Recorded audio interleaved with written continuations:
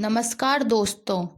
तो आज हम पढ़ेंगे सिविल प्रक्रिया संहिता की धारा 21 अधिकारिता के बारे में आक्षेप ऑब्जेक्शंस टू जुरिडिक्शन।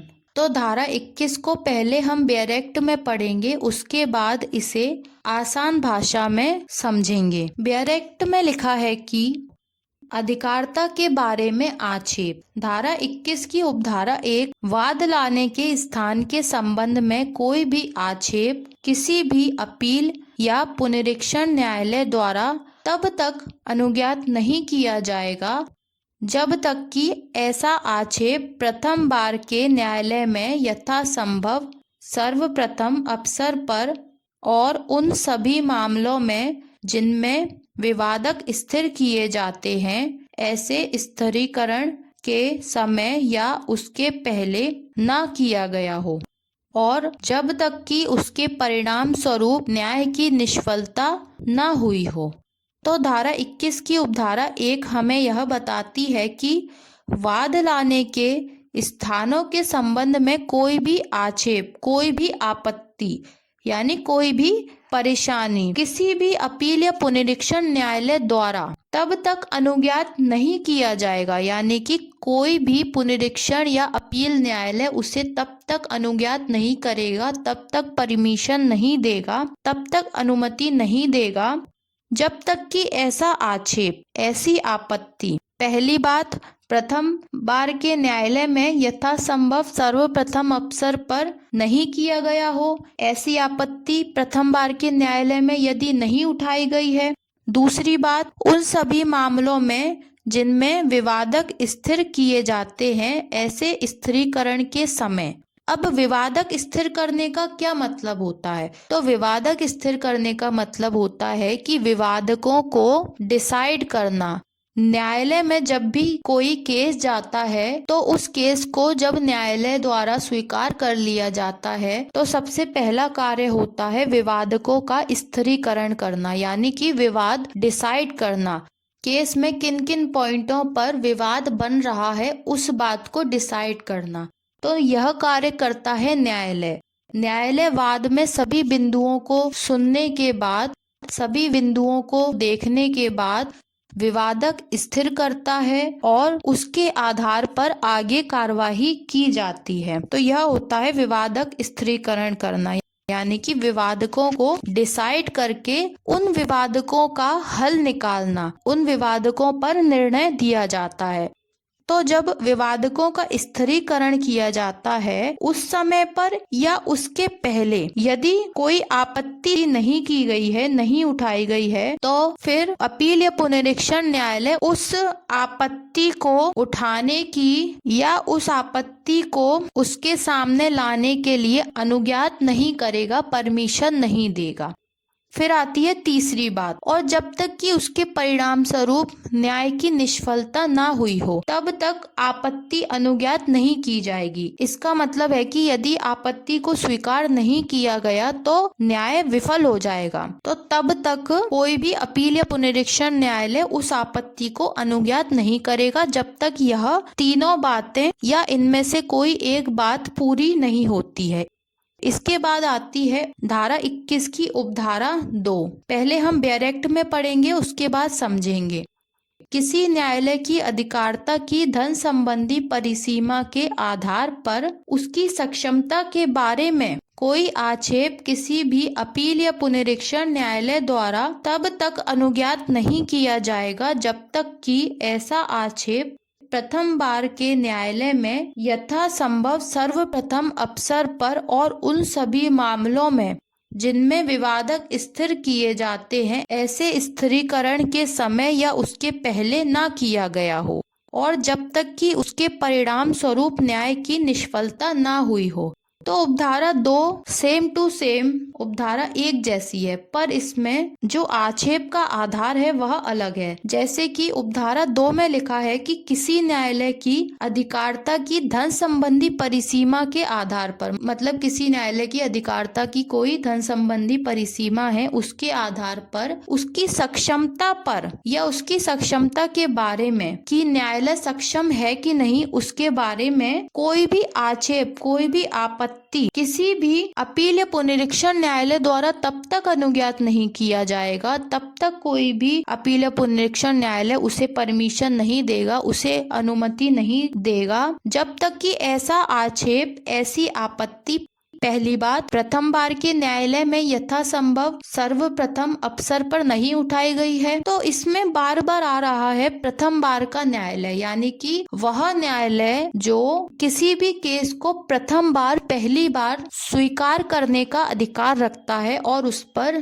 प्रथम बार, पहली बार सुनवाई करता है, तो ऐसा न्यायालय कहलाता है प्रथम बार का न्यायालय। तो प्रथम बार के न्यायालय में यथासंभव सर्वप्रथम यानी सबसे पहले, सर्वप्रथम अवसर पर नहीं उठाई गई है। सबसे पहले जो उसको अवसर मिला था प्रथम बार के न्यायालय में, सबसे पहले वाले न्यायालय में किसी आपत्ति को उठाने का, और उसने वह आपत्ति नहीं उठाई, तब तक अपील या पुनरीक्षण न्यायालय उसे परमिशन नहीं देगा। मतलब उसे पहले प्रथम बार के न्यायालय में अपनी आपत्ति उठानी पड़ेगी और उसके बाद ही जब वह अपील या पुनरीक्षण न्यायालय में फिर से वह आपत्ति उठाता है तो अपील या पुनरीक्षण न्यायालय उसे परमिशन दे देगा। लेकिन वह परमिशन तब तक नहीं देगा जब तक उसने पहले यह आपत्ति न उठाई हो। इसके बाद आती है दूसरी बात, और उन सभी मामलों में जिनमें विवादक स्थिर किए जाते हैं, ऐसे स्थिरीकरण के समय या उसके पहले ना किया गया हो। तो विवादकों के स्थिरीकरण के समय, जब विवादक स्थिर किए जाते हैं उस समय या उसके पहले, यानी कि विवादक स्थिर होने से पहले यदि उसने आपत्ति नहीं उठाई है तो फिर बाद में अपील या पुनरीक्षण न्यायालय उसे आक्षेप करने या आपत्ति उठाने की परमिशन नहीं देगा। इसके बाद आती है तीसरी बात, जब तक कि उसके परिणाम स्वरूप न्याय की निष्फलता ना हुई हो। मतलब कि जब तक कि अपील या पुनरीक्षण न्यायालय को यह नहीं लगता कि न्याय निष्फल हो रहा है, न्याय विफल हो जाएगा यदि उस आपत्ति को उठाने की परमिशन नहीं दी जाती, तब तक आपत्ति अनुज्ञात नहीं की जाएगी। इसका मतलब है कि आपत्ति को स्वीकार नहीं किया जाएगा। यदि न्यायालय को यह लगता है कि न्याय की निष्फलता हो रही है, तब न्यायालय आपत्ति को स्वीकार कर सकता है। अगर न्यायालय को ऐसा नहीं लगता तो न्यायालय आपत्ति को अनुज्ञात नहीं करेगा, परमिशन नहीं देगा, स्वीकार नहीं करेगा।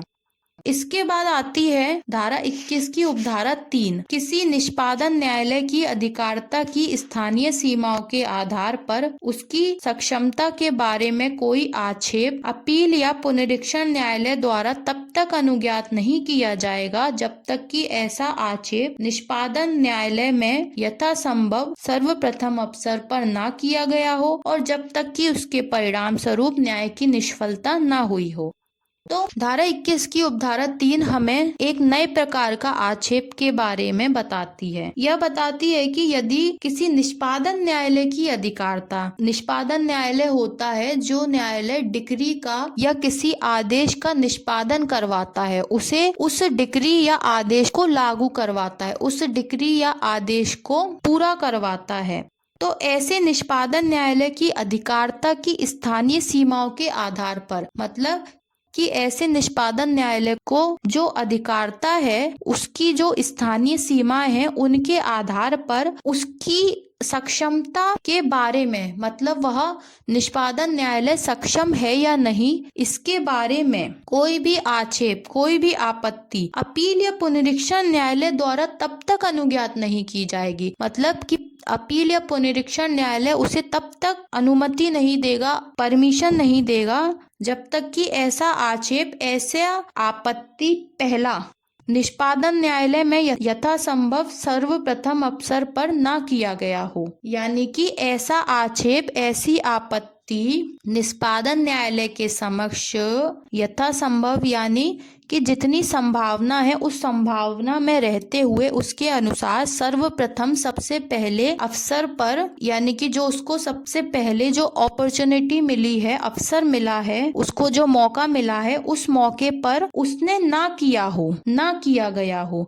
यानी कि जब निष्पादन न्यायालय की स्थानीय अधिकारिता के बारे में, उसकी सक्षमता के बारे में उस पक्षकार को निष्पादन न्यायालय के समक्ष सर्वप्रथम आपत्ति को उठाने का अवसर था और उसने वह आपत्ति नहीं उठाई है, तो बाद में वह अपील या पुनरीक्षण न्यायालय के सामने वह आपत्ति नहीं उठा सकता। बाद में अपील या पुनरीक्षण न्यायालय उसे वह आपत्ति उठाने के लिए अनुज्ञात नहीं करेगा, परमिशन नहीं देगा, जब तक कि उसने पहले निष्पादन न्यायालय के समक्ष यथासंभव अपनी सारी संभावनाओं के अनुसार सर्वप्रथम सबसे पहले अवसर पर वह आपत्ति यदि नहीं उठाई है तो।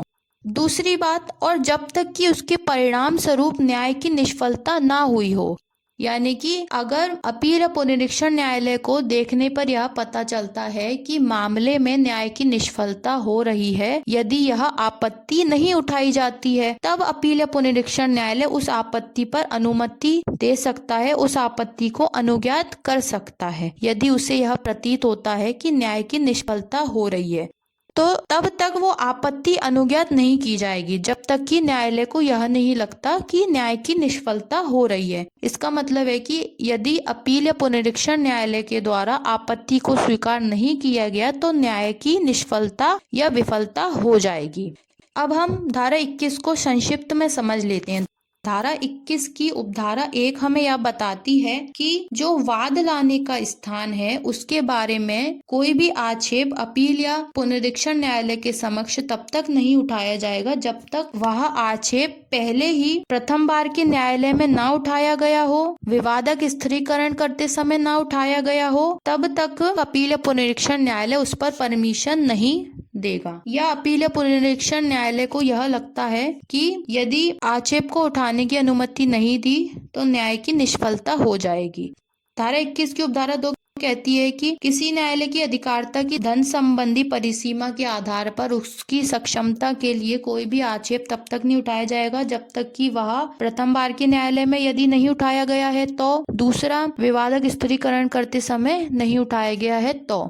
ऐसी दोनों स्थितियों में अपील या पुनरीक्षण न्यायालय बाद में उस आपत्ति को उठाने की परमिशन नहीं देगा, लेकिन वह बाद में उस आपत्ति को उठाने की परमिशन दे सकता है यदि उसको लगता है कि न्याय की निष्फलता हो रही है, न्याय विफल हो जाएगा, तो वह उस आपत्ति को उठाने की परमिशन दे सकता है। इसके बाद आती है धारा 21 की उपधारा 3। यदि निष्पादन न्यायालय की स्थानीय सीमाओं के आधार पर उसकी सक्षमता के बारे में यदि कोई आक्षेप अपील या पुनरीक्षण न्यायालय में उठाया जाता है तो अपील या पुनरीक्षण न्यायालय उस पर अनुमति तब तक नहीं देगा जब तक उस आक्षेप के बारे में यदि उस पक्षकार ने निष्पादन न्यायालय के समक्ष पहले ही सर्वप्रथम अवसर पर वह आक्षेप नहीं उठाया गया है, तो बाद में अपील या पुनरीक्षण न्यायालय उस पर आक्षेप उठाने की अनुमति नहीं देगा। लेकिन वह बाद में अनुमति तब दे सकता है यदि उसको यह लगता है कि यदि आपत्ति नहीं उठाई गई या आक्षेप को अनुमति नहीं दी गई तो न्याय की निष्फलता हो जाएगी, तो बाद में अपील या पुनरीक्षण न्यायालय उस पर अनुमति दे सकता है। तो यह थी सिविल प्रक्रिया संहिता की धारा 21। अब मिलते हैं अगले लेक्चर में। धन्यवाद।